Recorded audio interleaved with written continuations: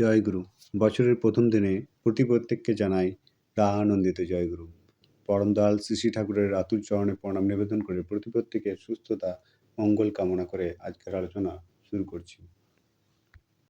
আজ স্বামী স্ত্রীর ভেতর টান বা সম্পর্ক কেমন থাকা উচিত এ বিষয়ে আলোচনা করা হবে। একবার কথা প্রসঙ্গে পরমদয়াল শ্রী শ্রী ঠাকুর বলছিলেন, স্বামীর প্রতি স্ত্রীর গভীর শ্রদ্ধা থাকলে তার সম্বন্ধে একটা গর্ববোধ থাকে। এটা সতীত্বের একটা লক্ষণ।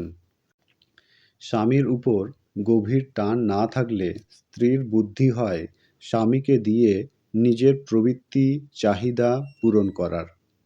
তেমন টান থাকলে পরে স্ত্রী স্বামীকে সর্বতোভাবে পোষণ দিতে চেষ্টা করে।